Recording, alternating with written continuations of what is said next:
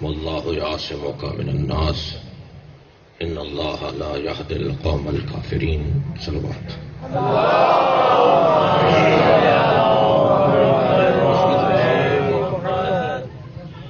تھوڑا سا بہتر کیجیے سر.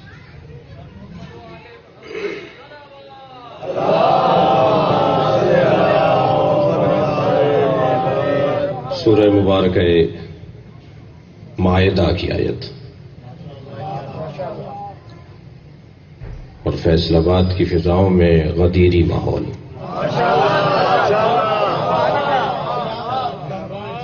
پروردگار عالم کا احسان عظیم ہے کہ ہم جہاں بیٹھے ہیں اس سے اچھی جگہ نہیں ہے.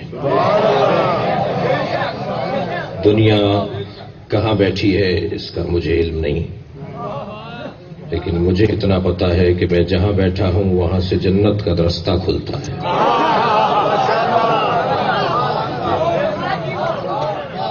اور الحمدللہ اس پر نور محفل میں بات بھی نور کی ہونی ہے، اور آپ اس بات کا احساس نہیں ہونے دیں گے کہ محفل طویل ہو گئی ہے. میری اور آپ کی زندگیاں ختم ہو جائیں اور طویل زندگیاں ختم ہو جائیں، مگر ہم علی کے عین سے آشنا نہیں ہو سکتے. یوں تو مزاجن عادتاً شرعاً اخلاقاً قانوناً فضائل پڑھنے کا ہمیں حکم ہے. ہمیں حکم ہے کہ ہم فضائل اہل بیت پڑھیں، لیکن جس دن کے ذرے ذرے نے علی علی پکارا ہو تو اس دن کیسے ممکن ہے کہ بات کوئی اور ہو. لہذا آپ کے سامنے میں کہاں سے شروع کروں اور کہاں ختم کروں اتنا مجھے احساس ہے کہ جس نقطۂ کمال پر سب کا اتفاق ہے اسے علی کہتے ہیں.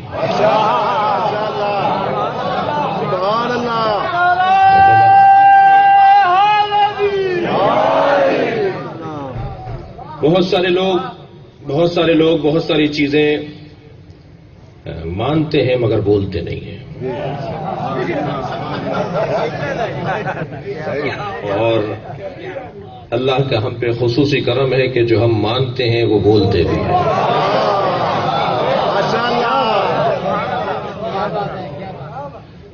تقیہ کی نسبت ہماری جانب دی جاتی ہے اور تقیہ عین دین ہے.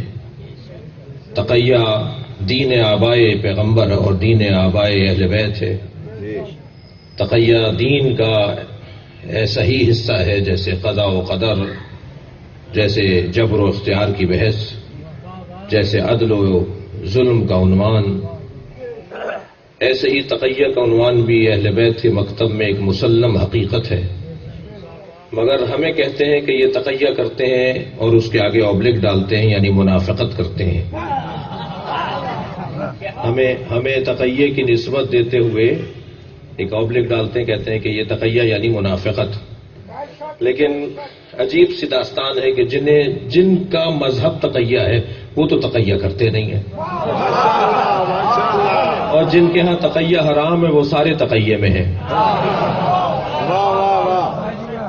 میرا اتفاق بہت سے نجی ٹی وی چینلز پر اپنے بھائی بزرگ شخصیات کے ساتھ ہوتا ہے. حاشیے کی گفتگو میں اور وقفے کے درمیان بارہا ہم نے سنا کہ جو آپ کہہ رہے تھے وہی صحیح ہے، مگر ہم کہہ نہیں سکتے.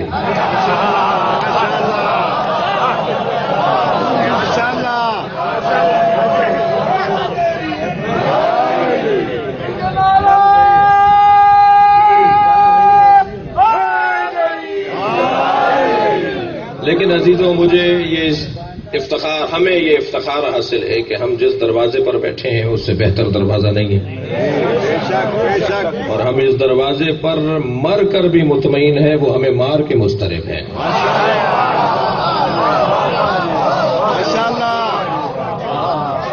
آج ساری دنیا اس بات کو مان رہی ہے اور اس کا اقرار کر رہی ہے کہ جو علی والے ہیں. دیکھیے میں یقیناً اس گفتگو کو بھی کرنا جانتا ہوں اور وہ گفتگو کرنا چاہیے کہ کہاں ہمارے ہاں کردار کی کمزوری ہے، لیکن اتنی بات ضرور ہے کہ کردار کے بہتری کی امید لگائی جا سکتی ہے جب عقیدہ ٹھیک ہو. اور اگر عقیدہ ہی بگڑا ہوا ہو تو صفا و مروہ کے درمیان صحیح کرتے ہوئے راہ خدا میں شہید بھی کر دیا جائے، کوہ ابو قبیس کے برابر پہاڑ سونے کا صدقہ بھی دے دے، اور مجاہد فی سبیل اللہ بھی مارا جائے، اور حکم نبی یہ ہے کہ اگر اس کے دل میں علی کی محبت نہ ہو تو وہ جنت کی بو بھی نہیں سونکھ سکتا.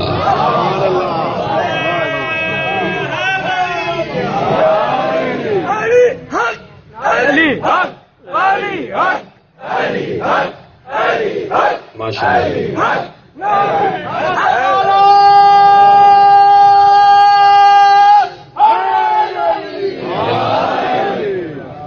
توجہ آپ حضرات کی ہے. اور یہ بات میرے عقیدے کی بات نہیں ہے بلکہ یہ اسلام کی حقیقت ہے کہ نبی مکرم نے، جملہ آپ کی سماعتوں کے حوالے کر رہا ہوں بسم اللہ، مگر اس سے پہلے ایک تمہیدی جملہ کہوں کہ ایک بات کہی جاتی ہے کہ نبی نے اپنے بات کا کوئی فیصلہ نہیں کیا، نبی نے اپنے بات کسی کو اپنا جانشین نہیں بنایا، امت پر چھوڑ گئے. ایک گملہ لگانے والا مالی، ایک پودا سینچنے والا مالی اگر ایک دن کو بھی کہیں باہر جاتا ہے تو کسی کو سونپ کے جاتا ہے کہ پانی ڈالنا ہے.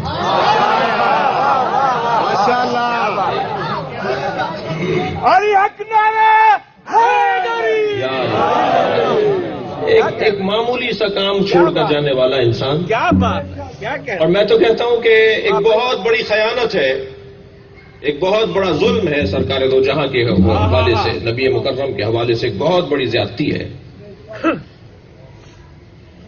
قرآن مجید سورہ مبارکہ بقرہ کے اندر بہت واضح آیت ہے کہ کتب علیکم اذا حضر احدکم الموت ان ترک خیرا الوصیہ للوالدین والاقربین بالمعروف حقا علی المتقین. تم پر ہم نے فرض قرار دے دیا ہے کہ اگر تم خیر چھوڑ کر جا رہے ہو تو وصیت کر کے جاؤ. قرآن کہہ رہا ہے کہ تم پر فرض قرار دیا ہے اگر خیر چھوڑ کر جا رہے ہو تو وصیت کر کے جاؤ. ہمیں اللہ حکم دے رہا ہے کہ اگر خیر چھوڑ کر جا رہے ہو تو وصیت کر کے جاؤ. پیغمبر اسلام چھوڑ کر جا رہے ہیں، قرآن چھوڑ کر جا رہے ہیں، پیغمبر کوئی وصیت نہیں کر کے گئے، یہ توہین رسول ہے.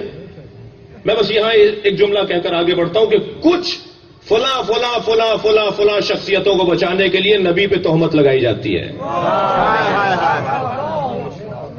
اور فرما رہے ہیں.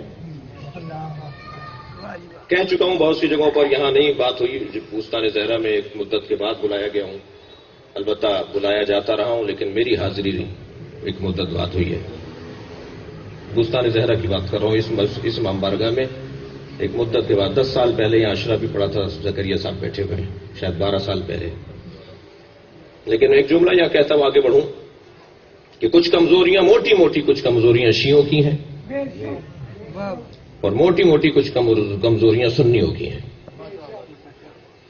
شیعوں کی ایک موٹی کمزوری اور سنیوں کی ایک موٹی کمزوری سن لیجئے، اور پہلے تو اپنی بتاؤں گا نا تاکہ سنی بھائی سن لے میری بات. شیعوں کی ایک موٹی کمزوری یہ ہے کہ مولا کے فضائل پڑھتے ہوئے اگر کبھی نصیری کی تعریف کر دی جائے تو ہمارے یہاں نعرہ لگتا ہے، اور مولا علی کو اگر رب اور اللہ بول دیا جائے تو ہمارے یہاں دھمال ڈالا جاتا ہے. یہ شیعوں کی بہت بڑی کمزوری ہے جس کی وجہ سے پوری قوم کو جواب دینا پڑ رہا ہے. عالمی سطح کی تشیع زیر سوال آ جاتی ہے، مورد سوال بن جاتی ہے، الزام کا سامنا کرتی ہے. ہم سے زیادہ کسی کو عقیدہ توحید کا پتہ نہیں ہے.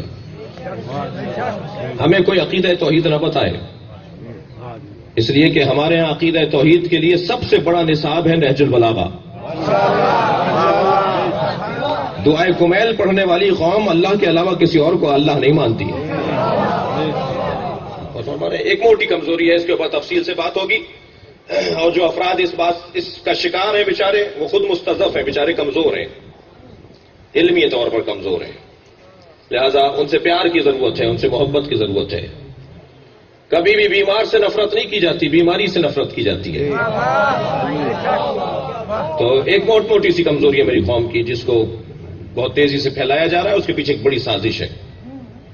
اور سنیوں کی ایک بڑی کمزوری یہ ہے کہ پیغمبر کی توجہ ہے، پیغمبر کی توہین ہو جائے تو ہوتی رہے، مگر کسی طرح امہات المومنین کو بچا لو اور صحابیوں کو بچا لو، ان کی توہین نہیں ہونی چاہیے۔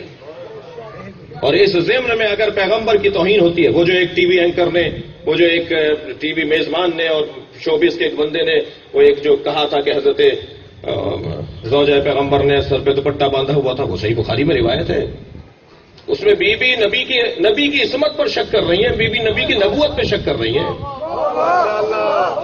تو وہ تو آپ کو برا نہیں لگ رہا، کتاب میں لکھ دیا آپ نے۔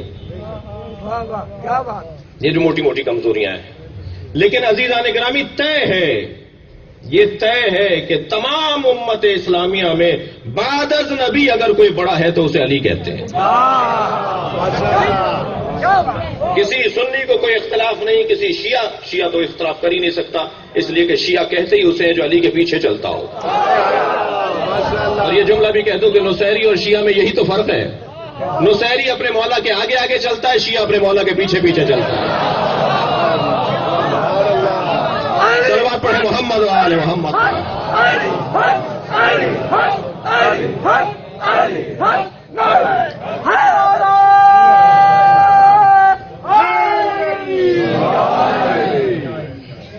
بھائی بڑی عنایت آپ نے روشنی تھوڑی سی موڑ دی تو مجھے کچھ زیارت ہو گئی مومنین کی، اسے اگر بند کر دیں تو اچھا ہے، بغیر اس کے بھی آپ ویڈیو بنا لیں گے۔ ایک صلوات اور ہدیہ کریں نبی کی ذات پر ذرا، اگر ممکن ہے تو اس روشنی کو ذرا مدھم کر دیجئے، اوپر کر دیجئے، کچھ کیجئے، اس سے بہتر صلوات ہدیہ کریں نبی کی ذات پر۔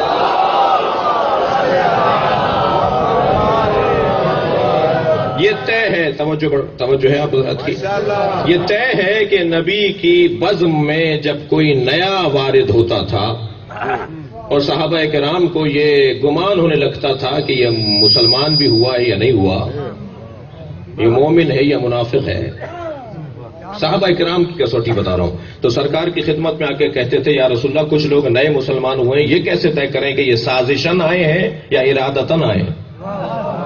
تو نبی فرماتے تھے گھبرایا نہیں کرو، ان کے سامنے علی کا ذکر کیا کرو۔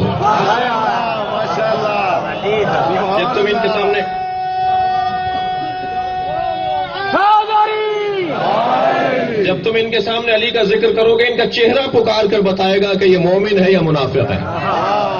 یہ کسوٹی پیغمبر کی دی ہوئی کسوٹی ہے، اور دنیا میں کوئی آپ کو مسلمان، واقعی مسلمان اور صحیح سنی نہیں ملے گا کہ جو مولا علی کی فضیلت کا قائل نہ ہو۔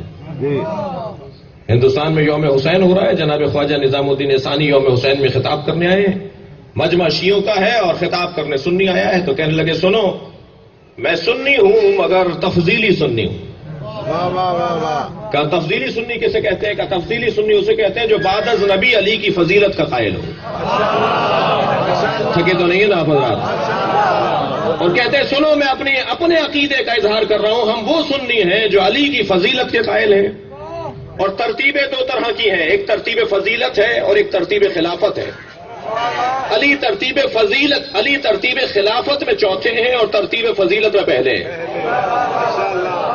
تو مجمع میں سے ایک صاحب کھڑے ہو گئے، کہنے لگے خواجہ صاحب بات سمجھ میں نہیں آئی، جو ترتیب فضیلت میں پہلا ہو اسے ترتیب خلافت میں پہلا ہونا چاہیے۔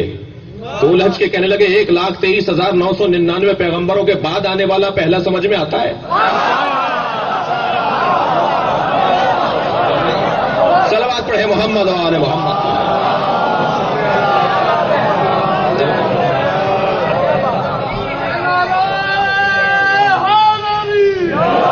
اہل سنت کے بڑے محدثین نے اور اہل سنت کے بڑے ناموں نے یہ بات متفقہ طور پر لکھی ہے کہ ما ورد فی احد من الصحابہ کما ورد فی حق علی بن ابی طالب۔ ماشاءاللہ، علی بن ابی طالب کے شان میں جو کچھ آیا ہے کسی ایک صحابی کے بارے میں ایسا نہیں آیا۔ یہ بڑے بڑے معتبر اہل سنت کے علماء نے لکھا ہے۔ جی اللہ نے طے کر رکھا ہے کہ جہاں کمال ہوگا وہاں نام علی کا ہوگا، جہاں عظمت ہوگی وہاں عنوان علی کا ہوگا۔ اور ہمارے عزیزان گرامی اس لیے حق رکھتے ہیں کہ ہم غرور کریں، اور ہمارے غرور کرنے کی اجازت نہیں ہے، لیکن شاید اگر کبھی غرور کرنے کی اجازت ملے تو صرف اس نقطے پر ملے گی کہ ہم علی کے چاہنے والے ہیں۔ میں بہت غور کر رہا تھا کہ اللہ نے جتنی اپنی صفات افعالی رکھی ہیں ان سب کو وہ چاہتا ہے کہ اس کی مخلوق اسے اپنائے۔ مثلا اللہ ستار ہے، چاہتا ہے کہ لوگ ستار بن کے دکھائیں۔ اللہ غفار ہے، چاہتا ہے لوگ غفار بنیں۔ تخلقوا باخلاق اللہ، حدیث قدسی ہے، اللہ کے اخلاقیات کو اپناؤ، اللہ کے اخلاقیات کو اپناؤ۔ اللہ کا ایک خلق ہے ستاریت، عیبوں کو چھپانا۔ وہ چاہتا ہے کہ لوگ بھی ایسے ہی بن کے دکھائیں، کسی کا عیب اگر معلوم ہو گیا ہے تو اسے چھپا کے دکھاؤ۔ اللہ ستار ہے، اللہ غفار ہے، اللہ قہار ہے، اللہ جبار ہے۔ اللہ جتنی صفات رکھتا ہے اس میں وہ چاہتا ہے کہ میری مخلوق وہ صفات اپنائے۔ لیکن ایک ایسی صفت ہے جو اللہ چاہتا ہے کوئی نہ اپنائے، وہ ہے المتکبر۔ اللہ کو تکبر پسند نہیں ہے بندوں کے اندر، لہذا کہتا ہے خبردار، الکبر ردائی، تکبر میری ردا ہے، میرے کپڑے ہیں۔ جس نے تکبر اپنایا اس نے میرے کپڑوں میں ہاتھ ڈالا۔ خبردار، میرے کپڑوں میں ہاتھ نہ ڈالنا، تکبر تمہیں جچتا ہی نہیں ہے۔ اور فرمانے عزیزان گرامی، میں بہت غور کر رہا تھا کہ اللہ متکبر ہے کیوں؟ بڑی محنت کے بعد عزیزوں جس نتیجے پہ پہنچا ہوں وہ آپ کے حوالے کر رہا ہوں۔ اللہ متکبر ہے ہی اس لیے کہ اس نے محمد اور علی کو بنایا ہے۔ حق بنتا ہے کہ اللہ اپنے آپ کو متکبر کہے۔ ایسے لوگوں کا بنانے والا، ایسی ہستیوں کا بنانے والا جو خود بنانے والے ہیں۔ اللہ اکبر۔ اچھا، ہاتھ کنگن کو عرصی کیا ہے؟ کیوں ہم مقایسہ کرتے ہیں؟ کیوں ہم کسی اور کو نہیں مانتے؟ کیوں اور مولا کے برابر ہم کسی کو نہیں جانتے؟ اچھا، یہ ہمارا نہ جاننا نہ ماننا ہی لوگوں کو کھائے جا رہا ہے۔ ابھی بات ہو رہی تھی جناب ہمارے ایک بھائی اہل سنت سے شیعہ ہوئے کچھ عرصے پہلے، جی وہ بھی بیان کر رہے تھے کہ آپ نے غور فرمایا کہ شورا میں، ناراض تو نہیں ہو رہے آپ حضرات؟ شورا میں جب نبی کی رحلت کے بعد پہلی خلافت کا انتخاب کیسے ہوا، دوسری خلافت کا انتخاب کیسے ہوا، تیسری خلافت کا انتخاب ہوا شورا کے ذریعے۔ 6 نفری شورا، 6 افراد کی شورا بنائی گئی کہ یہ 6 اور ان میں سے بھی 2 جس طرف ہو جائیں۔ جی جی، تو سب سے پہلے کہا علی تمہارا حق ہے، کہا علی تمہارا حق ہے، تم یہ خلافت قبول فرماؤ، مگر 2 شرطیں ہیں۔ ایک شرط یہ ہے کہ قرآن و سنت کے سے ہٹ کر فیصلہ، قرآن و سنت کی پیروی کریں گے آپ، اور دوسری شرط یہ ہے کہ سیرت شیخین پہ چلیں گے۔ میرے مولا علی نے فرمایا میں قرآن و سنت کو سب سے بہتر جانتا ہوں، اس لیے قرآن و سنت پر میں چلوں گا مگر سیرت شیخین پر میں عمل نہیں کروں گا۔ ہم سے کیوں ناراض ہوتے ہو کہ آپ اور کسی کو مانتے نہیں ہو سوائے علی کے؟ ہمیں کوئی اور نظر ہی نہیں آتا سوائے علی کے۔ ہماری تو مشکل یہ ہے کہ ہمیں کوئی اور، ہمارا مزاج اتنا اونچا کر دیا اس گھرانے نے۔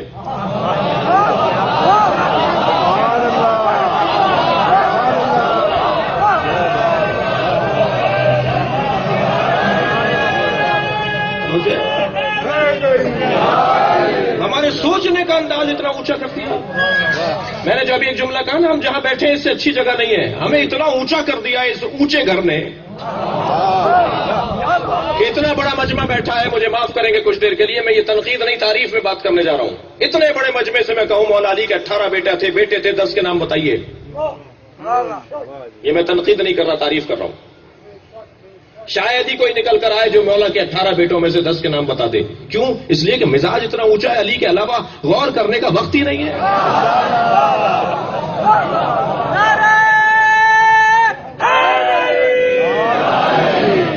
بھائی اس سرزمین کے اوپر بڑی کمزوریوں میں سے نہیں، چھوٹی کمزوریوں میں سے شیعوں کی ایک کمزوری ہے، مزارات پر نہیں جاتے ہمارے ہاں، زیادہ ہمارے بھائیوں کی حاضری ہے، ہم حضرت امام بلی کے مزار پہ 90% ہمارے بھائی ہوتے ہیں، 10% ہم ہوتے ہیں۔ عبداللہ شاہ غازی کے مزار پر 10% شیعہ ہوتے ہیں، 90% سنی بھائی ہوتے ہیں، ہمارے عزیز، ہمارے بھائی. جی شاہ عبد الطیف بھٹائی کے مزار پہ، شہباز قلندر کے مزار پہ، ان بزرگوں کے مزاروں پہ آپ دیکھیے شیعہ کم ہوتے ہیں، سنی زیادہ ہوتے ہیں ہمارے بھائی. کیوں نہیں جاتے آپ؟ اس لیے کہ آپ ڈائریکٹ نجف کا رستہ جانتے ہیں، آپ کربلا کا راستہ جانتے ہیں. ان کا مقام اپنی جگہ محفوظ ہے، مگر سوچ اتنی اونچی ہو گئی ہے، طلب اتنی گہری ہو گئی ہے، ذائقہ اتنا پختہ ہو گیا ہے کہ کہیں اور مزہ ہی نہیں آتا سوائے در علی کے. اب دیکھیں یہ سارے عظیم لوگ ہیں، بڑے لوگ ہیں. میں اپنا مزاج بتا رہا ہوں اپنی قوم کا، پوری دنیا کی قوم، شیعہ قوم کا. یہ سب بلند ہیں، سب مقام بلند رکھتے ہیں، لیکن ذرا غور فرمائیں کہ ان میں اور علی میں کتنا بڑا فرق ہے. جی اب غور فرمائیں کتنا موٹا سا فرق ہے، کتنا واضح فرق ہے. قرآن مجید میں نجات کے 4 راستے بتائے: سبیل، صراط، حبل اللہ، نور. ماشاءاللہ. نجات کے 4 راستے. نور لفظ استعمال ہوا، نور قرآن میں نور کا لفظ استعمال ہوا، یہ نجات کا راستہ ہے. حبل اللہ، اللہ کی رسی، یہ نجات کا ذریعہ ہے. صراط یہ نجات کا ذریعہ ہے. سبیل یہ نجات کا ذریعہ ہے. لیکن صراط ہمیشہ مفرد آیا ہے، جمع نہیں آیا قرآن میں. ایک بڑا روشن واضح رستہ. قرآن میں نور مفرد آیا ہے، جمع نہیں آیا. قرآن میں حبل اللہ مفرد آیا ہے، جمع نہیں آیا، مگر سبیل جمع آیا ہے. جی والذین جاہدوا فینا لنہدینہم سبلنا، جو ہماری راہ میں جہاد کرتے ہیں ہم انہیں اپنے رستے دکھاتے ہیں. جی صراط، نور، حبل اللہ اور سبیل. سبیل کی جمع آئی ہے مگر حبل اللہ، نور اور صراط کی جمع نہیں آئی. بس اگر اسے سمجھنے کے لیے میں اپنے سارے مضمون کو ایک جملے میں سمیٹ کر آگے بڑھوں تو وہ یوں کہوں گا کہ سہون شریف ہے، دہلی شریف ہے، اجمیر شریف ہے، مگر نجف اشرف ہے.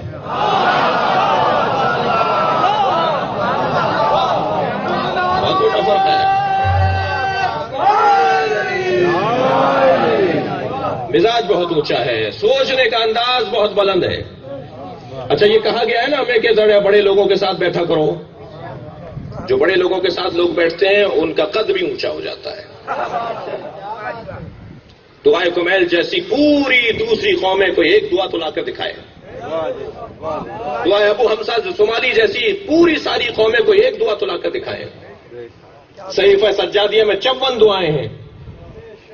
کسی کے بڑے نے کوئی ایک جملہ بھی مولا سجاد جیسے کہا ہو. ہمیں حق ہے یا نہیں کہ ہم غرور کریں؟ جی کوئی ایک جملہ تو دکھاؤ کسی کے بڑے کا ایسا ہو جیسا امام سجاد نے کہا ہے. مجھے معاف کیجئے گا، کوئی یہ نہ سمجھے، مجھے معلوم ہے برادران اہل سنت مجلس میں بیٹھے ہیں، سامنے بیٹھے ہیں.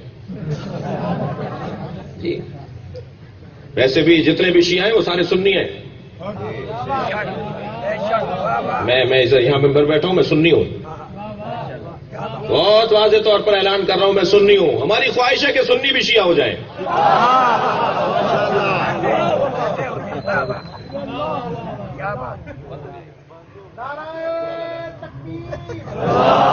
حضرت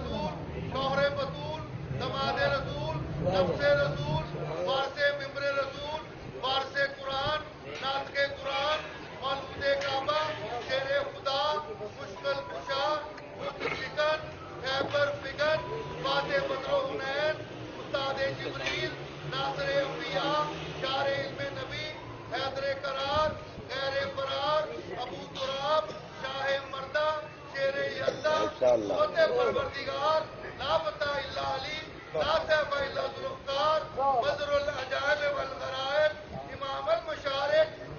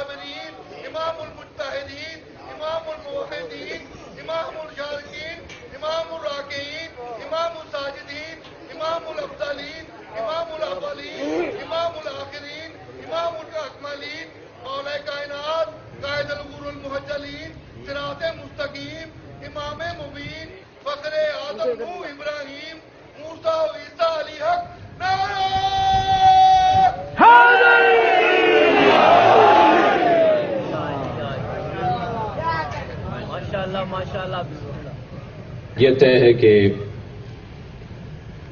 آج دنیا جس چیز کا مطالبہ کر رہی ہے وہ چیز ہے اہلیت، صلاحیت۔ اداروں میں نوکریاں دی جاتی ہیں اہلیت کی بنیاد پر، ممبر پر بٹھایا جاتا ہے اہلیت کی بنیاد پر۔ ہر شخص ایک آواز لگا رہا ہے کہ اہلیت اور صلاحیت کی بنیاد پر بات ہونا چاہیے۔ میرا اور آپ کا اعزاز یہ ہے کہ ہم جس گھرانے کو مانتے ہیں ان سے زیادہ اہل کوئی نہیں ہے۔ ماشاءاللہ ماشاءاللہ۔ انسان کی فضیلت کا، انسان کی فوقیت کا اگر کوئی راز ہے تو وہ ہے علم۔ تمام چیزوں میں انسان بلند مقام کا عنوان پاتا ہے کہ جب اس کو علم کا عنوان دیا جائے۔ حضرت آدم کو سجدہ کرنے کا فلسفہ بھی علم تھا۔ فرشتوں کو اسی بنیاد پہ کہا گیا کہ تم آدم کو سجدہ کرو، اس لیے کہ فرشتوں سے بھی پوچھا گیا اور حضرت آدم سے بھی پوچھا گیا، مگر آدم نے بتا دیا اور فرشتوں نے کہا انی اعلم ما لا تعلمون۔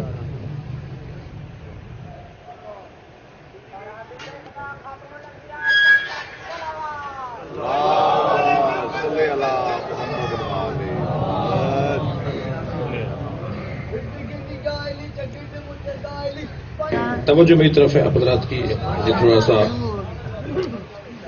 علم کی بنیاد پر انسان کو فضیلت دی جاتی ہے، اور الحمدللہ مجھے اور آپ کو پھر یہ اعزاز حاصل ہے کہ ہم جس کو اپنا پہلا امام مانتے ہیں اس سے بڑا کوئی عالم نہیں تھا۔ ماشاءاللہ ماشاءاللہ۔ بعد از خدا و رسول اگر اس کائنات میں کوئی سب سے بڑا عالم ہے تو وہ علی کی ذات ہے۔ بے شک۔ اور میرے مولا نے اپنے علم کو اپنے خطبات کے ذریعے اور اپنے خطوط کے ذریعے سے تاریخ میں درج کروا دیا، اور آج اتنی مدت گزرنے کے بعد بھی نہج البلاغہ قرآن کا چھوٹا بھائی ہے۔ ماشاءاللہ سبحان اللہ۔ اور دنیا اس بات پر، اچھا مولا کا کمال یہ ہے کہ مولا نے اپنے علم کو فن میں ڈھال کر پیش کیا ہے، اس لیے کہ فن کو موت نہیں ہے۔ آج اگر نہج البلاغہ پر غیر مسلم پی ایچ ڈی کر رہے ہیں، عیسائی نہج البلاغہ کو پڑھ رہے ہیں، تو اس وجہ سے نہیں کہ وہ علی کو پہلا امام مانتے ہیں، اس وجہ سے کہ علی ادیب بہت بڑا تھا، سبحان اللہ۔ علی کو بولنا بہت اچھا آتا تھا، علی کو انتہائی درجہ کے اعلیٰ مفاہیم کو الفاظ میں سمونا بہت اچھا آتا تھا، گہرے مطالب کو آسان کر کے پیش کرنا علی کا کارنامہ ہے۔ جو دور نظم کا دور تھا، اس نظم کے دور میں نثر کا ایجاد اگر کسی نے کیا تو اسے علی کہا جاتا ہے۔ ماشاءاللہ ماشاءاللہ۔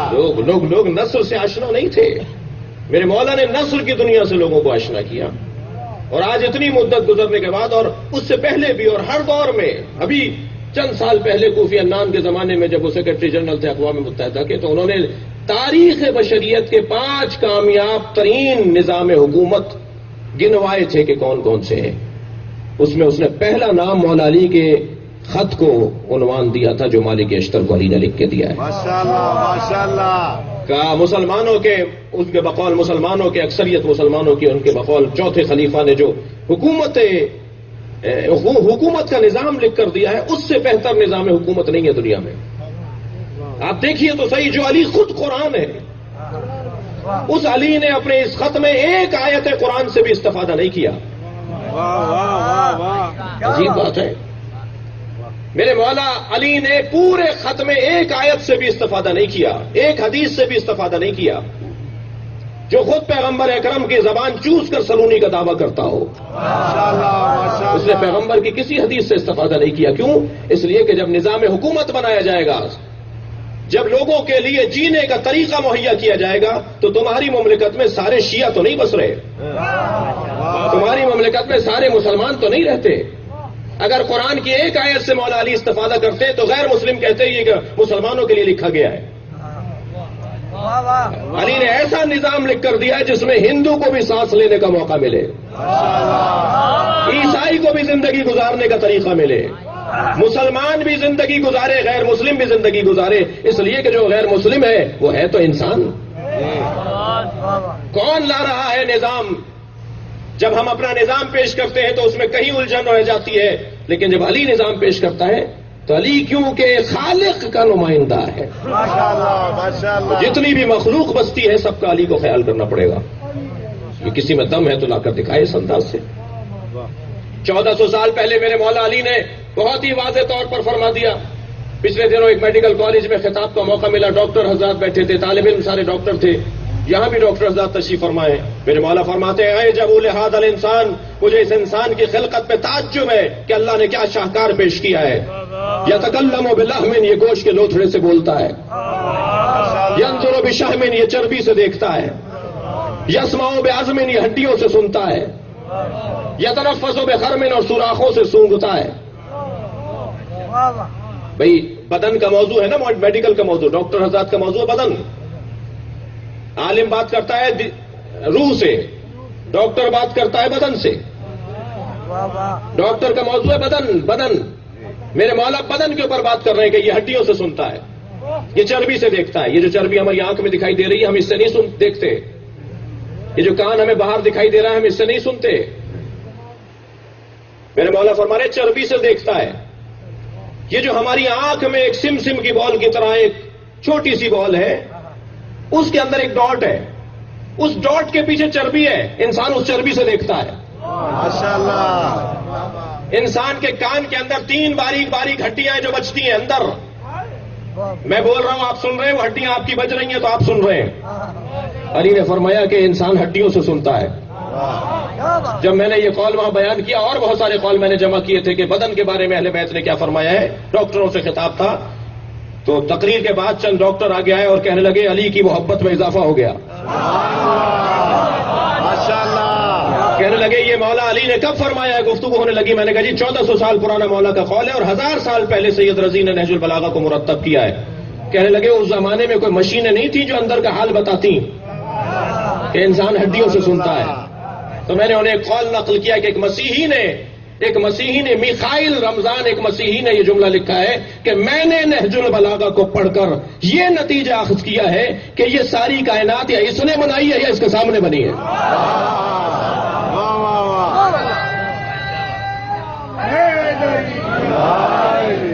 اب ہمیں حق پہنچتا ہے نہیں کہ ہمیں حق پہنچتا ہے کہ ہم مولا علی کے علاوہ کسی اور کے بارے میں بات ہی نہ کریں. کیا فرمایا تھا شورا میں، میری بات مکمل ہو. شورا میں کیا فرمایا مولا نے؟ فرمایا میں قرآن و سنت پہ عمل کروں گا لیکن سیرت شیخین پہ عمل نہیں کروں گا. علی کا یہ انکار کر دینا ہی کھا رہا ہے آج تک لوگوں کو. فرما رہے میں ان سے بہتر جانتا ہوں قرآن و سنت کو. ہم سے نہ کہا جائے کہ ہم ایک حقیقت ہے اور ایک درد ہے جو اس امت کو اللہ نے دیا ہے کہ ہم ایک مشکل میں ہیں. میرے مولا نہج البلاغہ میں فرماتے ہیں آہ نزلنی الدہر، مرثیہ پڑھ رہے ہیں علی اپنا. آہ مجھے زمانے نے اتنا گرا دیا کہ کہتے ہیں علی اور فلاں. یہ درد ہے امت کا. میرے مولا مرثیہ پڑھ رہے ہیں اپنا کہ مجھے نزلنی الدہر، مجھے زمانے نے اتنا گرا دیا کہتے ہیں علی اور فلاں. فرماتے لا یقاس بآل محمد احد من هذه الامه، خبردار اس امت میں کسی کو اہل بیت کے ساتھ مقایسہ نہ کرنا. کسی میں اہلیت نہیں ہے کہ وہ اہل بیت کے ساتھ مقایسہ کے لیے آئے. میرا اور آپ کا ایک عقیدہ ہے کہ ہم اہل بیت کا کھاتے ہیں. جی ہم اہل بیت کا کھاتے ہیں. یہ صرف ہمارا عقیدہ نہیں ہے، اس میں دلیل بھی ہے، اس لیے کہ عقیدے پہ دلیل ہونی چاہیے. یہ کوئی بات نہیں ہے کہ میرا یہ عقیدہ ہے. بھائی میں کون ہوں جو میرا یہ عقیدہ ہے؟ بہت سے لوگوں کو یہ لب و لہجہ سننے کو آپ کو ملتا ہوگا. میرا یہ عقیدہ ہے. آپ ہے کون بھائی؟ آپ کا عقیدہ ہے تو قرآن کی آیت ہے. آپ کا عقیدہ ہے تو حدیث ہے کوئی. اگر میرے عقیدے پر قرآن کی آیت اور حدیث نہیں ہے تو میرا عقیدہ نہیں ہے کوئی. میں کون ہوں جو میرا عقیدہ بنتا ہوں؟ ہمارا یہ عقیدہ ہے کہ ہم اہل بیت کا کھاتے ہیں. اور اس پہ دلیل لے لیجئے. میرے مولا فرماتے ہیں لا یصبا احد، کسی کو ہمارے برابر نہ لانا. من جرت نعمتہم، جو ہماری ٹوٹی ہوئی روٹیاں کھاتے ہو وہ ہمارے برابر نہیں ہو سکتے. صلوات پڑھیں محمد و آل محمد.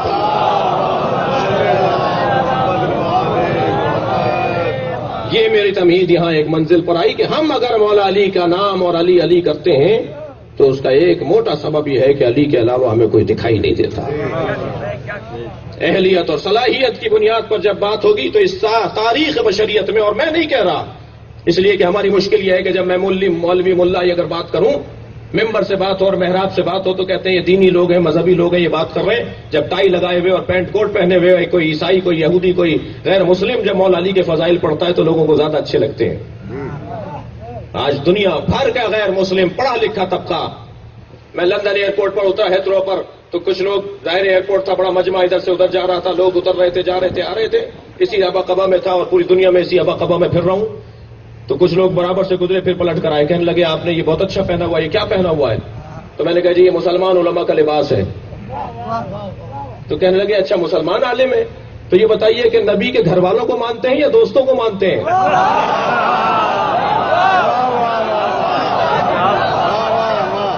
لوگ سوچ رہے ہیں اس بات کو. الحمدللہ ہم جس جگہ پر بیٹھے ہوئے ہیں وہ جگہ ہے اہل بیت کی تعلیمات کی جگہ. بے شک. میں یہاں اپنی تمہید کو روک دوں. یا ایھا الرسول بلغ، اے میرے حبیب، میرے رسول، بڑے پیار سے بات کر رہا ہے اللہ. آپ لوگ تھکے تو نہیں ہیں نا؟ زیادہ دیر تو نہیں ہوئی میرے بیان میں؟ میں محفل کے بیان کو آگے بڑھا رہا ہوں. اے رسول، اے صاحب رسالت. لہجہ بڑا پیارا ہے. اللہ کو اپنے حبیب سے پیار بہت ہے. مجھے تو ایسا لگتا ہے اس پوری کائنات میں محمد کے علاوہ نبی اللہ کو کچھ دکھائی نہیں دیتا. کبھی سرکار کی پنڈلیوں کی قسم کھتا ہے رجلیک، کبھی سرکار کی آنکھوں کی قسم کھتا ہے عینیک، کبھی سرکار کے ہاتھوں کی بات کرتا ہے یدیک. نبی مکرم کے بدن مبارک کو اللہ یاد کر رہا ہے. وہ کالی کمری پہن لیتے ہیں تو اللہ اس کی قسم کھا دیتا ہے. ساری دنیا سے کہتا ہے مسلح پر آؤ، نماز پڑھو، اقیموا الصلاۃ اقیموا الصلاۃ، اور اپنے نبی سے کہتا ہے بستر پہ بھی چلے جاؤ. اللہ تم اللیل الا قلیلا. اے میرے حبیب بہت کھڑے ہوتے ہو میری بارگاہ میں، کبھی کچھ آرام بھی کر لیا کرو. یہ انداز ہے سرکار تو جہاں سے اللہ کی بات کرنے کا. انبیاء کرام کا نام لیتا ہے قرآن میں، یا ابراہیم، یا نوح، یا عیسیٰ، لیکن سرکار تو جہاں کو کبھی نہیں کہا یا محمد. اگر پکارا تو کہا یا ایھا النبی. اور جب بھی نبی کہہ کر اللہ نے اپنے حبیب کو پکارا تو موضوع تھا اللہ اور نبی کے درمیان گفتگو. لیکن جب خلق تک پیغام پہنچانا مطلوب ہوا تو کہا یا ایھا الرسول. ذمہ داری کی بات ہو رہی ہے. یا ایھا الرسول، منصب سے مخاطب ہو رہا ہے اللہ. کرسی کی بات کر رہا ہے، تمہیں جو ذمہ داری دی گئی ہے اس سے مخاطب ہو رہا ہے اللہ. مثلا اگر یہاں کوئی ڈائریکٹر صاحب بیٹھے ہو، مثلا جناب منصور صاحب بیٹھے، صدر صاحب، سیکرٹری صاحب، فلاں صاحب، منصب سے اگر بلایا جائے تو منصب کا بلانا، منصب کے سے بلانا یہ ذمہ داریوں کی یادآوری ہوا کرتا ہے. ماشاءاللہ. انسان کو ذمہ داریاں یاد آنے لگتی ہیں. اب اگر کہا جا رہا ہے یا ایھا الرسول تو ذمہ داری کی طرف اشارہ ہے. کیا ذمہ داری ہے؟ بلغ. تھکے نہیں ہے تو جملہ کہوں، پورے قرآن میں تبلیغ کرنے کا حکم اگر آیا ہے تو ولایت علی کے لیے آیا ہے. کہیں اور لا کے دکھائیے، کہیں اور لا کے دکھائیے. اگر بلغ کا لفظ کہیں اور آیا ہے علی کی محبت کے علاوہ. بلغ، تبلیغ کرو. کس چیز کی تبلیغ کرو؟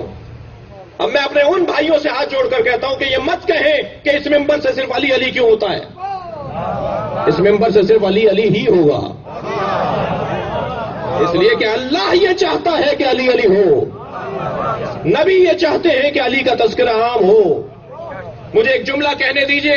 میں نے نبی کی 23 برس کی نبوی حیات کو پڑھا، 40 برس کی اعلان نبوت سے پہلے کی زندگی کو پڑھا، 63 برس کی نبی کی زندگی کو پڑھنے کے بعد میں ایک تاریخ کا طالب علم اس نتیجے پر پہنچا ہوں کہ نبی نے ساری زندگی یا اللہ پہنچایا ہے یا علی پہنچایا ہے. کوئی اور کام ہی نہیں ہے.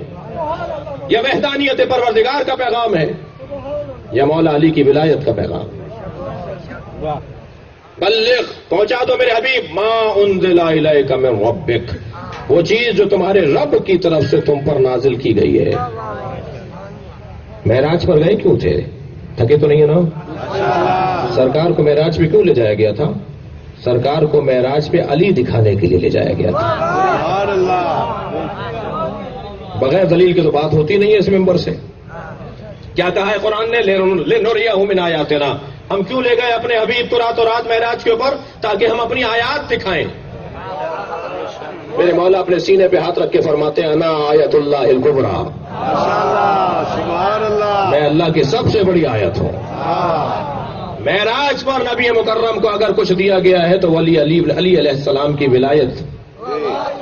اچھا، نبی کا معراج پہ جانا کمال ہے یا یہاں رہنا کمال ہے؟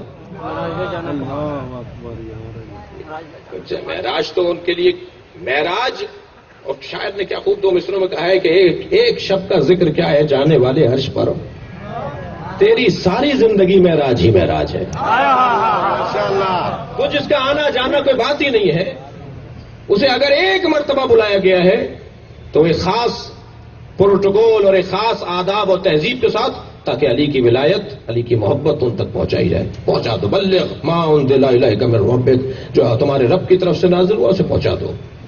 وَإِن لَمْ تَفْعَلْ، اور اگر یہ کام تم نے نہیں کیا، لہجہ بدل گیا بھائی، اللہ کا لہجہ تبدیل ہو گیا۔ ابھی تک تو بات ہو رہی ہے پیار محبت کی، اور اگر تم نے یہ کام نہیں کیا تو گویا کچھ نہیں کیا۔ آپ 0 0 0 لگاتے چلے جائیے 10 دفعہ، 0 جمع کرتے چلے جائیے، سب 0 رہیں گے نا۔ اور اگر ان 0 کے آگے 1 لگا دیجئے تو جتنے 0 لگائے تھے ان سب کی قیمت بڑھ جائے گی۔ نماز پڑھی، روزہ رکھا، حج کیا، زکات دی، حج کیا، جہاد کیا، امر بالمعروف کیا، نہی عن المنکر کیا، تولا کیا، تبرع کیا، اور علی نہیں تھا ماشاءاللہ، تو بغیر مولا کی محبت کے یہ سارے 0 0 ہیں۔ اور جیسے ہی ان کے ساتھ آپ نے شروع میں مولا کی محبت لگائی تو اتنی قیمت بڑھتی چلی جائے گی ان کی۔ اور اب بات ان سے ہو رہی ہے کہ جو مولا کی محبت رکھنے والے لوگ ہیں، ولایت رکھنے والے لوگ ہیں، جی اگر آپ نے یہ کام نہیں کیا فما بلغت رسالتہ، تو گویا کوئی کام آپ نے نہیں کیا۔ واللہ یعصمک من الناس، اور اللہ لوگوں کے شر سے آپ کو بچائے گا۔ اس کا مطلب یہ ہوا کہ سرکار دو جہاں کے ذہن مبارک میں تھا کہ جب میں علی کی ولایت عام کروں گا تو فساد ہوگا، شر پھیلے گا۔ میں آپ سے ایک جملہ کہوں عزیزان گرامی، اگر آج بھی مولا علی کے نام پر کہیں FIR کٹتی ہے، کہیں جلوس روکا جاتا ہے، کہیں مولا کے فضائل پڑھنے والوں کو تنگ کیا جاتا ہے، تو انہیں مطمئن رہنا چاہیے اللہ حمایت کرنے میں موجود ہے، اللہ مدد کرنے کے لیے موجود ہے۔ واللہ یعصمک من الناس، اللہ تمہیں لوگوں کے شر سے بچائے گا۔ کوئی پریشانی کی بات نہیں ہے، کوئی پریشانی کی بات نہیں ہے، اس لیے کہ ہماری پشت پر اور ہمارے سر پر اللہ کا ہاتھ ہے،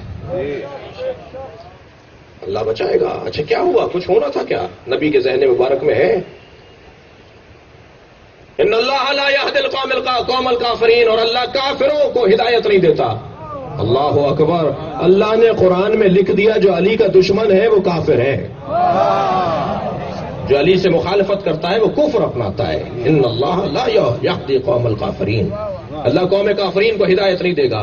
کیا ہوا تھا میدان غدیر کے اندر؟ سرکار دو جہاں لوٹ رہے ہیں، کہاں سے؟ حج کر کے لوٹ رہے ہیں۔ زندگی میں پہلی دفعہ حج کیا ہے اور آخری دفعہ حج کیا ہے، ایک ہی حج کیا ہے سرکار نے۔ آپ لوٹ رہے ہیں اور ایسی جگہ سے گزر ہوا جہاں یہ آیت آئی وہاں کھڑا ہونے کی جگہ نہیں تھی، مگر حکم آ گیا کہ بلغ، پہنچاؤ۔ تو اب نبی مکرم نے اپنا اونٹ روک دیا، دور دور کچھ جھاڑیاں تھی، کچھ اجڑے ہوئے سے، کچھ بے نظمی کا شکار درخت تھے۔ سرکار نے کچھ لوگوں کی ٹیم بنائی کہ ان درختوں کی شاخوں کو کاٹ دو، کوئی سائے میں جا کے بیٹھنے نہ پائے۔ بھائی جو چیز تکلیف میں ہوتی ہے نا وہ یاد بھی رہتی ہے۔ سرکار نے دھوپ میں، اور ایک مرتبہ دھوپ کی شدت بھی عجیب ہے، سرکار نے اعلان غدیر کرنے کے لیے اہتمام شروع کیا۔ یہ سنی بھی آپ کی بات ہے مگر میرے لب و لہجے میں کچھ نئے انداز سے سنیے۔ حضرت نے فرمایا جو آگے چلے گئے انہیں واپس بلاؤ، جی، اور جو پیچھے رہ گئے ہیں ان کا انتظار کرو۔ تو جس کو حکم دیا تھا نا نبی نے، اس نے کہا یا رسول اللہ کیا کہہ کر بلاؤں؟ حضرت نے فرمایا کہو حیا علی خیر العمل، خیر العمل کی طرف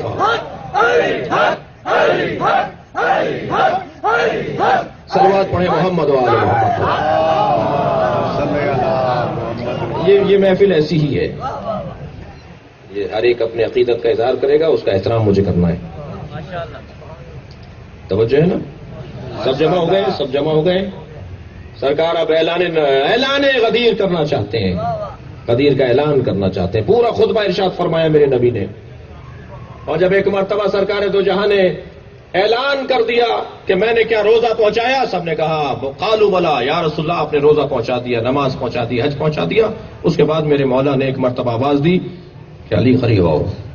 سبحان اللہ، جب نبی کے قریب علی آ گئے تو آپ نے دونوں ہاتھوں سے ایسے بلند کیا کہ نبی چھپ گئے، علی نظر آنے لگے۔ ماشاء اللہ ماشاء اللہ، ایک ہاتھ اٹھا کر بلند نہیں کیا ہے۔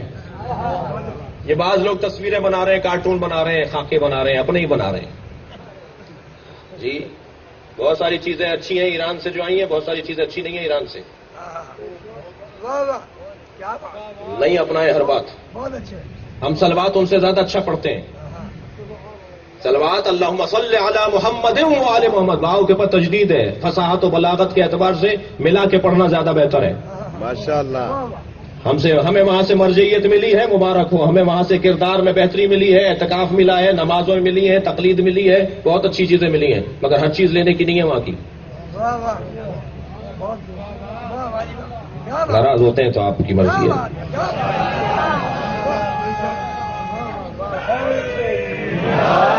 ہمیں ہر چیز نہیں لینی ہے۔ اب وہاں بچوں کی کتابوں کے لیے کچھ کتابیں آ رہی ہیں جس میں کہانیاں ہیں، واقعات ہیں، تو کچھ خاکے بنائے جا رہے ہیں، کارٹون بنائے جا رہے ہیں۔ نہیں کریں یہ باتیں، یہاں نہیں چھاپیں۔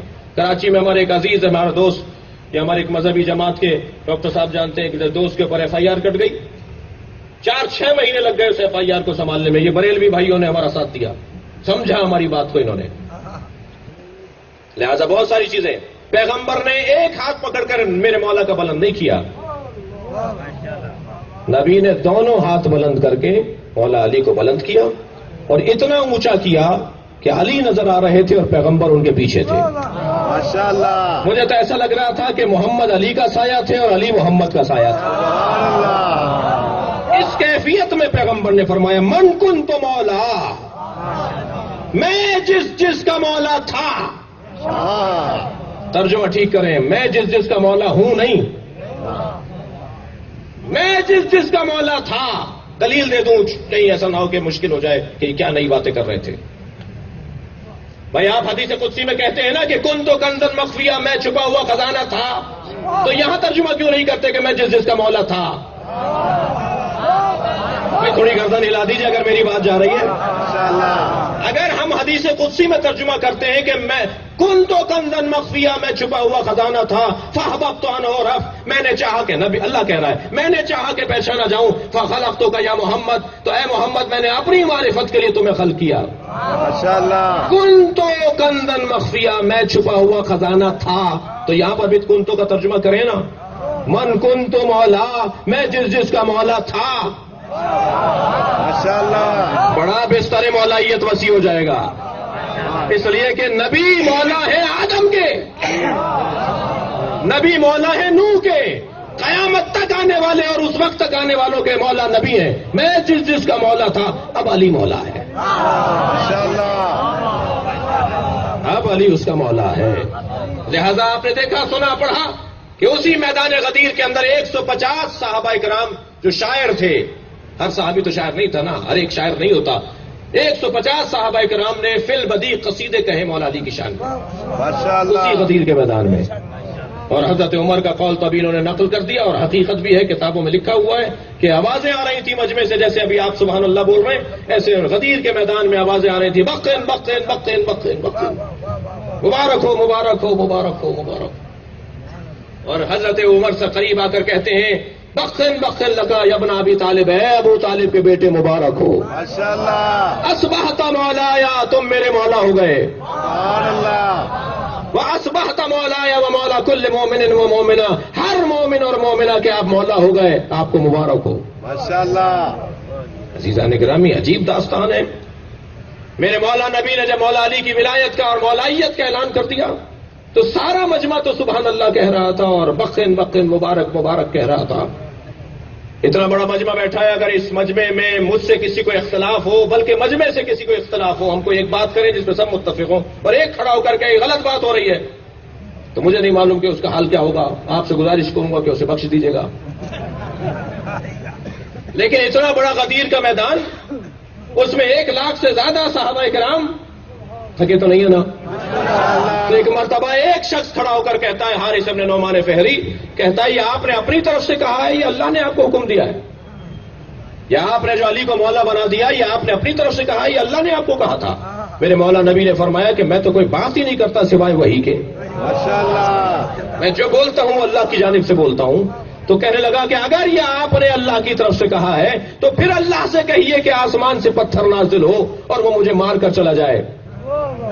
مجھے تو نہیں پتا عزیزوں کے پیغمبر نے بد دعا کی، اس لیے کہ جو رحمت للعالمین ہو اس کے ہاتھ بد دعا کے لیے نہیں اٹھتے۔ پیغمبر نے بد دعا نہیں کی اس لیے کہ علی کے دشمن کے لیے بد دعا کی ضرورت ہی نہیں ہے۔ یہاں اس نے ایک مرتبہ عذاب کا مطالبہ کیا، قرآن نے کہا ہے سأل سائل بعذاب واقع، ایک سائل نے عذاب مانگا اور عذاب آیا۔ یا اللہ تو نے تو قرآن میں کہہ دیا کہ اے میرے حبیب تمہاری امت پر میں عذاب نازل نہیں کروں گا، کیوں؟ وانت فیہم، کیونکہ تم ان کے درمیان ہو۔ نبی درمیان میں ہے، آسمان کا عذاب نہیں آئے گا۔ یہاں ایک شخص کہہ رہا ہے آسمان سے عذاب آیا اور میں مر جاؤں، اور قرآن کہہ رہا ہے عذاب آیا۔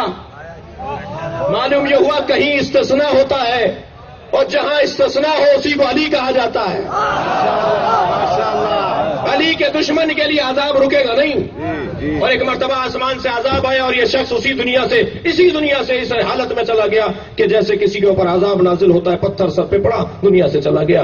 عزیزان گرامی، ابرہہ کا لشکر خانہ کعبہ کو ڈھہنے کے لیے آیا تھا، اور اللہ نے خانہ کعبہ کو بچانے کے لیے ابابیل کا لشکر بھیجا تھا، اور ہر پرندے کی چونچ میں باریک سا کنکر تھا۔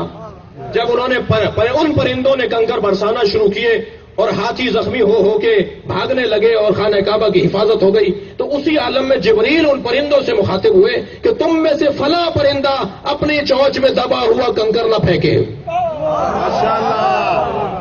اس نے پوچھا کہ میں اس کنکر کا کیا کروں؟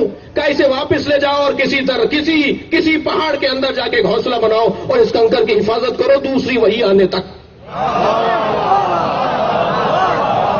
اب ایک مرتبہ جب یہ مرحلہ آیا کہ غدیر کے موقع پہ اس نے کہا کہ اللہ سے کہیے کہ پتھر نازل کرے، تو جبریل نے اسی پرندے کو آواز لگائی کہ تمہاری غیبت کا دور ختم ہو گیا اور آؤ اللہ کا عذاب اس پر گراؤ۔ عزیزان گرامی، اللہ یا اپنا گھر بچاتا ہے یا گھر کا مالک بچاتا ہے؟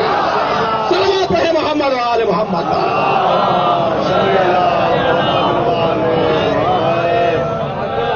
ماشاءاللہ، آسمان سے پتھر نازل ہوتا ہے اور اس کو دشمن علی کو اس دنیا سے ختم کر دیتا ہے۔ اچھا، ویسے آپ نے دیکھا کہ علی کی دشمنی ایسی بیماری ہے جس کا علاج ہے ہی موت،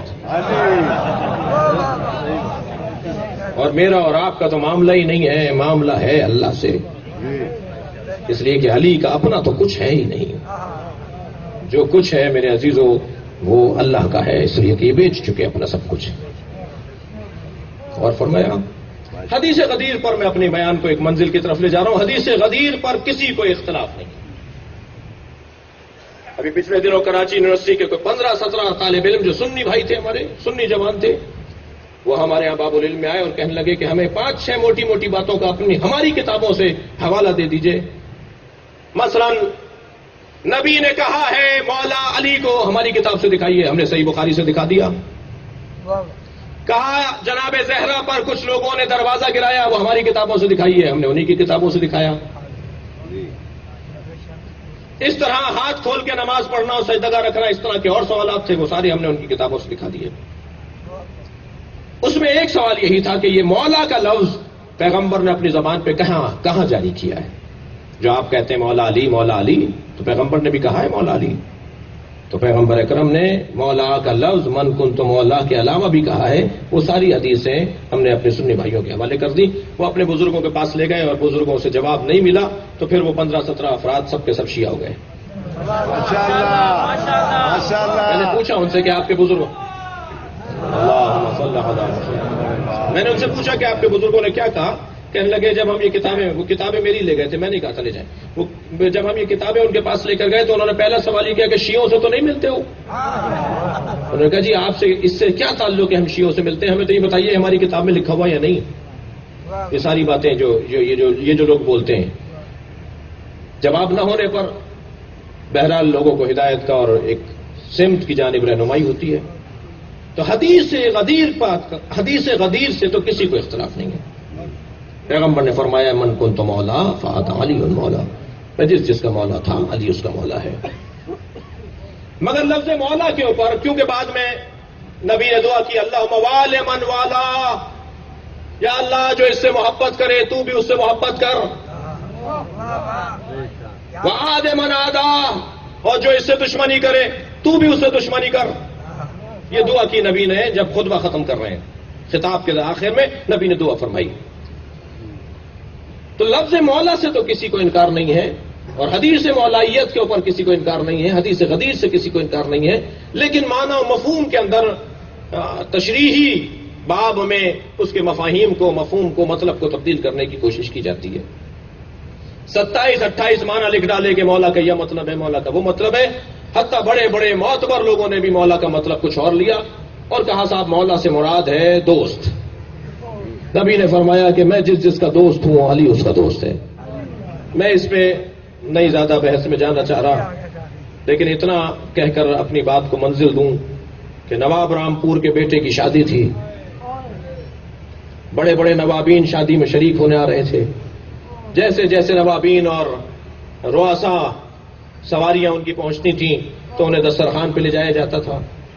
جب مہمان کھانا کھا لیتا تھا تو نواب صاحب کا ایک نوکر تھا، اس کو وہ محمد کہہ کے پکارتے تھے، تو نواب صاحب آواز لگاتے تھے محمد انار لاؤ، اور محمد دوڑا دوڑا جاتا تھا اور انار لاتا تھا، اسے کھولتا تھا، اس کے دانے جو ہے وہ مہمانوں کو کھلائے جاتے تھے۔ مسلسل آواز لگتی رہے محمد انار لاؤ، محمد انار لاتا رہا۔ جب بارات تیار ہوئی اور بارات چڑھنے لگی تو پھر نواب صاحب کی آواز آئی محمد انار لاؤ، تو محمد دوڑے دوڑے گئے اور جلنے والا انار لے آئے۔ دسترخوان پر تو نواب صاحب نے نہیں کہا تھا کہ کھانے والا لاؤ، اور بارات چڑھتے ہوئے بھی نواب صاحب نے نہیں کہا تھا کہ جلانے والا لاؤ، لیکن ایک نوکر کو پتا ہے کہ کس موقع پر کون سے انار کی بات ہو رہی ہے، مگر مسلمان کو نہیں پتا کہ دھوپ میں کون سے مولا کا مطلب بیان ہوگا۔ صلوات پڑھے محمد و آل محمد۔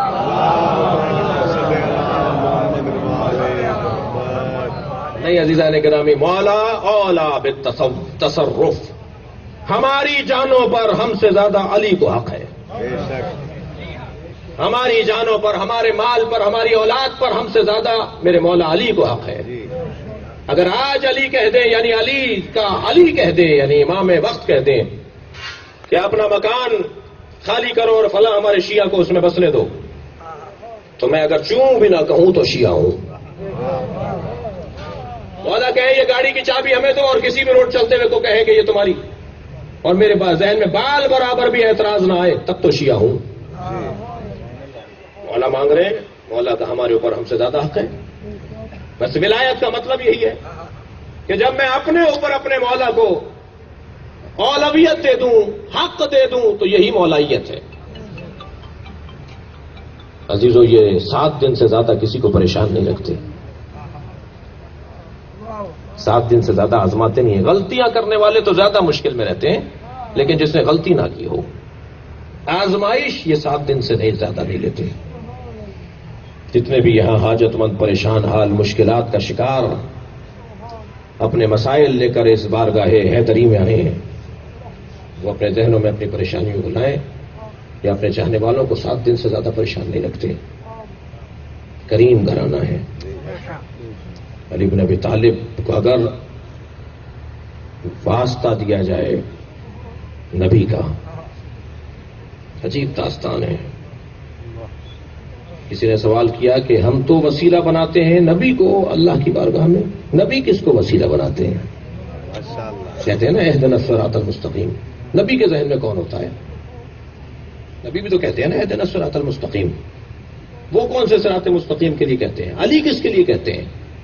تو ابو ذر غفاری کہتے ہیں میرے ذہن میں یہ سوال ایک مرتبہ مچل رہا تھا کہ میں کیسے اس کا جواب تلاش کروں، کیا کروں، کہ ایک مرتبہ مولا علی نے فرمایا چلو میرے ساتھ۔ پیغمبر کو حالت رکوع میں ہم نے دیکھا، جب ذکر رکوع مکمل کر لیا تو پیغمبر اللہ سے دعا کر رہے تھے، یا اللہ تجھے علی کا واسطہ دیتا ہوں، میری اس عبادت کو قبول کر لے۔ ماشاءاللہ۔ اور پھر ایک مرتبہ پیغمبر اکرم کے سامنے جب ابو ذر آئے تو حضرت ہاتھ پکڑ کے کہا چلو علی کو دیکھو کیا کہہ رہے ہیں۔ تو علی سجدے میں تھے اور کہہ رہے تھے یا اللہ میری عبادتوں کو محمد کے صدقے میں قبول کر لے. سبحان اللہ. ہمیں اگر مولا علی کو واسطہ دینا ہے اپنی دعاؤں کے لیے، اپنی حاجات کے لیے، تو نبی کا واسطہ دینا ہے، اور نبی کو واسطہ دینا ہے تو علی کا واسطہ دینا ہے. فقیر بیٹھے ہیں، اپنی حاجتوں کو ذہن میں لائیے، اور جتنی توانائی کے ساتھ ممکن ہو سکے اس گھرانے پہ درود بھیجیے.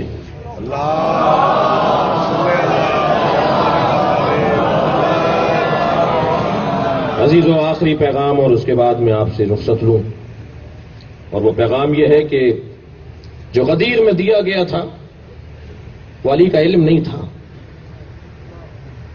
جو غدیر میں دیا گیا تھا وہ علی کی شجاعت نہیں تھی، اس لیے کہ علی کا علم اور علی کی شجاعت دینے والی چیز نہیں تھی، وہ علی کی سخاوت نہیں تھی. جو غدیر میں دیا گیا تھا وہ سقیفے میں چھینا گیا ہے، اور علی سے علی کا علم چھینا نہیں جا سکتا، علی سے علی کی شجاعت چھینی نہیں جا سکتی. تو سقیفے میں چھینا کیا گیا ہے؟ وہ علی کی ولایت سماج، وہ سماجی ولایت. ساری کائنات، جانور علی کی مان رہے ہیں، پودے علی کی مان رہے ہیں، فرشتے علی کی مان رہے ہیں، جن علی کی مان رہے ہیں، ساری کائنات علی کی مان رہی ہے، انسان نہیں مان رہا. یہ جو انسان مانے اسے کہتے ہیں اعلان غدیر. علی کی بات انسان مانے اسے کہتے ہیں اعلان غدیر، اور یہ علی کی بات انسان مانے یہ سقیفے میں چھین لی گئی کہ نہیں علی کو ہم کاٹیں گے معاشرے سے، علی کو علیحدہ کر دیں گے ہم سماج سے. اور میرے مولا جو خطبہ شخصیہ میں احتجاج کر رہے ہیں وہ اسی غدیر میں دی ہوئی ولایت کا اعتراض کر رہے ہیں اور احتجاج کر رہے ہیں جو سقیفے والوں نے چھین لی. وہ تشیع کی بنیاد ہی سقیفے کی مخالفت ہے. ماشاءاللہ. تشیع کہتے ہی سقیفے کی مخالفت ہے، یعنی حقدار کو اگر حق نہ دیا جائے تو چاہے وہ مدینے میں کوئی بیٹھک لگے یا فیصل آباد میں کوئی بیٹھک لگے، وہ مدینے میں کوئی بیٹھک لگے یا کراچی میں کوئی بیٹھک لگے، اگر حقدار سے اس کا حق چھینا جا رہا ہو تو سقیفہ صرف مدینے میں نہیں ہوتا، سقیفہ ہر وہ بیٹھک ہے جو حقدار سے حق چھینا جا رہا ہو، اور جہاں حقدار کو حق دیا جا رہا ہو وہ غدیر ہے. چاہے وہ جوفہ کا مقام ہو جہاں آپ احرام باندھتے ہیں، یا وہ آپ کا فیصل آباد ہو، جہاں حقدار کو حق دے دیا جائے کہ یہ تمہارا حق ہے اسے غدیر کہا جاتا ہے، اور جہاں حقدار سے حق چھینا جائے چاہے کوئی سا شہر ہو اسے سقیفہ کہا جاتا ہے. اور تشیع کی شناخت غدیر ہے. جو تین باتیں نہیں مانتا یا ان سے آشنا اور آگاہ اور وابستہ نہیں ہے وہ شیعہ نہیں ہے. سب سے پہلی چیز غدیر، جو غدیر ہی نہیں ہے وہ شیعہ نہیں ہے. دوسری چیز کربلا، جس کے پاس کربلا نہیں ہے وہ شیعہ نہیں ہے. اور تیسری چیز عقیدہ مہدویت، جس کے پاس تصور امام مہدی نہیں ہے وہ شیعہ نہیں ہے. ان تین تصورات کے بغیر تشیع کا کوئی مفہوم نہیں ہے. اور کیوں بار بار کربلا پر تاکید ہے کہ عاشورہ مناؤ، غم مناؤ، کالے کپڑے پہنو، مجلس کرو؟ کیوں؟ کسی نے میرے 10ویں امام سے پوچھا کہ آپ کربلا کو اتنا یاد کیوں کرتے ہیں؟ فرمانے لگے کیونکہ غدیر کو بھلا دیا گیا. اگر لوگوں نے غدیر کو نہ بھلایا ہوتا تو کربلا کی اتنی تاکید نہ ہوتی. عزیزو، کربلا عوام کی غدیر ہے، اور غدیر خواص کی کربلا ہے. غور فرمایا آپ نے، میں نے کچھ کہا؟ ماشاءاللہ. کربلا خواص کے لیے غدیر ہے. غدیر یعنی وفاداری، غدیر یعنی وفاداری، کربلا یعنی امتحان. غدیر بہت سے لوگوں کا امتحان بن گئی، کربلا بہت سے لوگوں کی وفاداری کا ثبوت بن گئی. جہاں مجمع لگا کے نبی وفاداری مانگ رہے ہیں وہاں لوگوں نے بے وفائی کی، اور جہاں حسین چراغ بجھا رہے ہیں وہاں لوگوں نے وفاداری کی. حسین تو کہہ رہے ہیں جاؤ میں چراغ بجھا دیتا ہوں، جسے جانا ہے چلا جائے، لیکن لوگ حسین کو چھوڑ کر نہیں گئے. لیکن جہاں پیغمبر نے کہا کہ وفادار بنو، وفاداری کرو، مانو میری بات اور اس کو قائم رکھو، وہاں لوگوں نے بلا دیا۔ انس ابن مالک جیسا بڑا نام جنہیں نبی نے پالا، وہ برابر میں کھڑے تھے پیغمبر کے بچوں کی طرح تصور ہوتے تھے، اس لیے کہ پیغمبر کے پاس ان کی والدہ 10 سال کی عمر میں لے آئی تھی کہ نبی کی خدمت میں رہے گا۔ نبی نے فرمایا یہ میری خدمت نہیں کرے گا، میں اس کی تربیت کروں گا، اور پھر چند سالوں کے بعد نبی نے انہیں واپس کر دیا۔ تو یہ نبی سے جڑے رہتے تھے، ساتھ ساتھ رہتے تھے، نبی کو دوسرے صحابیوں سے زیادہ جانتے ہیں۔ جب غدیر میں اعلان ہوا تھا تو یہ نبی کے برابر میں کھڑے تھے، نبی کی جوتیاں سنبھال رہے تھے۔ جب سقیفے کے اندر یہ دشمنی علی کے ساتھ کی گئی تو میرے مولا علی نے ان سے پوچھا، انس تم بتاؤ تم نے کیا سنا تھا؟ کہنے لگا مجھے یاد نہیں آ رہا، بھول گئے۔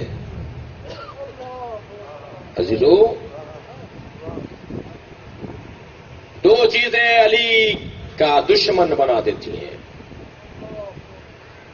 میں اگر جملہ اور بہتر کروں، ایام اعزا کی آمد ہے اور آپ استقبال محرم میں بھی مصروف ہیں۔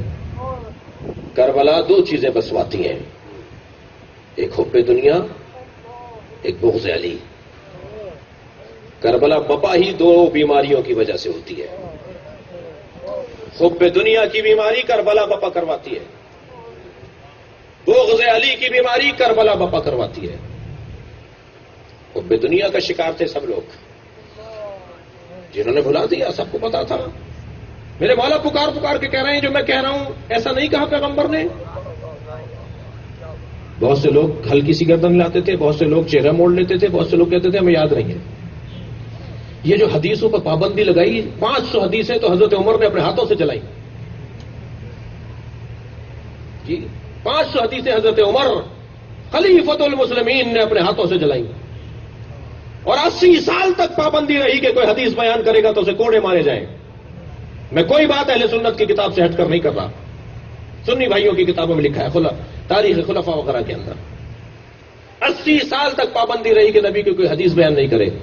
کسی نے پوچھا بھائی حدیث کے ساتھ دشمنی کیا تھی؟ تو جواب آیا کیونکہ علی کے فضائل روکنے تھے، علی کے فضائل کو روکنا تھا۔ پیغمبر کی زبان سے جو علی کے بارے میں فضائل آئے ہیں انہیں روکنا تھا، حدیث پر پابندی لگا۔ اب اگر یہ کہتے کہ صاحب علی کے فضائل بیان نہ کرو تو پھر خاندانی مسئلہ کھڑا ہو جاتا، جی بنی ہاشم بھی کھڑے ہو جاتے۔ انہوں نے کہا نہیں حدیث ہی کوئی بیان نہیں کرے گا۔ امام نسائی ہمارے سنی بھائیوں کا چھوٹا نام نہیں ہے، امام نسائی نے حدیث بیان کر دی تھی مسجد میں جا کر تو انہیں اتنے کوڑے مارے کہ 3 دن ان زخموں کی تاب نہ لا کر شہید ہو گئے۔ امام نسائی کو کوڑے مارے گئے حدیث بیان کرنے پر۔ کیوں؟ اس لیے کہ نبی نے احادیث میں نے جملہ کہا، ساری زندگی پیغمبر نے یا اللہ پہنچایا ہے یا علی پہنچایا ہے۔ وہ جو ہزاروں کی تعداد میں سرکار کی احادیث تھی مولا علی کی شان میں، ان سب کو روکنا تھا۔ تو کہا حدیث پر پابندی، حدیث سے اختلاف ہو رہا ہے، حدیث سبب اختلاف بن رہی ہے، مسلمانوں میں لڑائیاں ہوں گی حدیث کی وجہ سے، حدیث پر پابندی۔ مجھے نہیں سمجھ میں آتا کہ آج حدیث کی بات کرنے والے لوگ تاریخ حدیث سے کیسے ناشنا ہیں۔ سالم ترین تعلیمات تھیں پیغمبر کی، ناب ترین علم تھا پیغمبر کی زبان پہ آنے والا، گہرا مفہوم اور مطالب رکھنے والے پیغامات تھے پیغمبر کی زبان پہ آنے والے جملے، انہیں روک دیا گیا۔ یہ سب ہو رہا ہے بغضاً لعلی، علی کے بغض میں ہو رہا ہے۔ خدا کے لیے میں اپنے جوان بھائیوں سے ہاتھ جوڑ کے کہہ رہا ہوں، میں ایک چھوٹا سا طالب علم ہوں، کچھ آتا جاتا بھی نہیں ہے مجھے، جتنا ممکن ہے سالم مولا علی کے فضائل پڑھنے کا موقع فراہم کریں۔ خطبہ اور ذاکرین سے کہیں کہ آج پورا اشرا آپ علی مولا کی شان میں پڑھیں گے، اس لیے کہ جس چیز کو روکا جائے اسی چیز کو کرنا حق اور انصاف ہے۔ جب انقلاب اسلامی ایران آیا تو اس سے پہلے شاہ کے دور میں علماء کی توہین ہوتی تھی، امامہ گرا دیتے تھے گلی سے گزرتے ہوئے، بدتمیزی ہوتی تھی۔ تو آیت اللہ خمینی نے فتویٰ دیا جو مبتدی طالب علم ہیں، جنہوں نے ابھی پہلا دن ہوا ہے مدرسے میں داخل لیے ہوئے، ان پر بھی واجب ہے کہ امامہ رکھ کے باہر آئیں، کیونکہ یہ تمہارے امامے گرا رہے ہیں، اب سب امامے رکھ کے باہر آؤ۔ مسئلہ حل ہو گیا۔ سندھ میں ابھی 2 سال پہلے علم کی توہین ہو رہی تھی تو ہم نے سندھ کی سطح پر ایک اعلان کیا تھا، جن گھروں پر علم نہیں لگے ہوئے وہ بھی علم لگائیں۔ علم کی توہین کرنے والے زیادہ زور پر ہیں یا علم لگانے والے زیادہ طاقت میں ہیں؟ لگانے والا. مروان ابن حکم نے بنی ہاشم کے جوانوں کو گزرتے ہوئے دیکھا تو اپنے ساتھی سے جو اس کے ساتھ سواری پر تھا اسے کہا کہ یہ بڑے حسین لوگ جا رہے ہیں، کون ہیں؟ بڑے وجیح لوگ جا رہے ہیں، اچھے چہرے والے، اچھے بدنوں والے لوگ، اچھی ہیکلوں والے اور اچھے شمائل والے لوگ ہیں، حسین اور جمیل لوگ جا رہے ہیں، کون ہے یہ؟ کس قبیلے کے لوگ ہیں؟ کہا یہ بنی ہاشم ہے. تو ایک مرتبہ اپنا اونٹ اس طرف موڑ کر آواز دے کر کہا کہ ذرا ٹھہرو، میں تم سے بات کرنا چاہتا ہوں. ان میں سب سے آگے امام سجاد تھے. سبحان اللہ. اللہم صلی اللہ. امام آگے بڑھے تو اس نے کہا ماں اسمک، تمہارا نام کیا ہے؟ حضرت نے فرمایا علی. اس نے کہا ماں اسم اخی، تمہارے بھائی کا نام کیا ہے؟ حضرت نے فرمایا علی. کہا ماں اسم اخی الاخر، تمہارے تیسرے بھائی کا نام کیا ہے؟ مولا نے کہا علی. کہنے لگا تمہارے بابا کے پاس علی کے علاوہ کوئی اور نام نہیں تھا؟ ماشاءاللہ. تو میرے مولا امام سجاد نے فرمایا میرے بابا کہتے ہیں اللہ مجھے اگر 100 بیٹے دیتا سب کے نام علی رکھتا. سبحان اللہ. کیوں؟ ماشاءاللہ. کیوں؟ سوال یہ ہے کیوں سب کے نام علی رکھتا؟ علی نام رکھنے پہ پابندی تھی. علی کے نام کا اگر کوئی دربار میں آ جاتا تھا اسے کرسی سے اٹھا دیا جاتا تھا اگر بیٹھ جاتا تھا. نکالو باہر، یہ علی نام اس نے رکھا ہوا ہے. نجی ٹی وی چینلوں پر لمبی لمبی زبانیں چلانے والے لوگ کہ بڑی محبتیں تھیں، کیا ظلم ہوا ہے مولا علی کے ساتھ؟ بڑی محبتیں تھیں، فلاں فلاں فلاں شخصیات کے ناموں پر مولا نے اپنے بچوں کے نام رکھے. ان میں کوئی لڑائی نہیں تھی، ان میں بڑی دوستی تھی. تم نے تاریخ بھر دی ظلم اہل بیت پہ کر کے، اور آج 1400 سال بعد کہہ رہے ہو کہ کوئی لڑائی نہیں تھی. تم نے ٹریک بدل دیا، تم نے رستہ تبدیل کر دیا، تم نے مسلمانوں کے لیے ہدایت کا سامان بدل دیا اور ہدایت کا سامان ضلالت میں تبدیل کر دیا. کہہ رہے ہو کوئی لڑائی نہیں تھی. تو میں نے ایک جگہ ایک نجی ٹی وی چینل پہ جواب دیا، بڑا شور مچ گیا وہاں پر، اور بہرحال بڑے فساد کی بات ہوئی، بڑا مسئلہ خراب ہوا، مگر بات تو کرنے کی ہے. میرے مولا علی نے اپنے بچوں کے نام فلاں فلاں فلاں فلاں، بھائی یزید نام بھی ہے کربلا کے شہیدوں میں. شہدائے کربلا میں ایک نام یزید بھی ہے، شہدائے کربلا میں ایک نام معاویہ بھی ہے. ٹھیک ہے، علیہ السلام، یزید علیہ السلام ہے جو شہید کربلا ہے،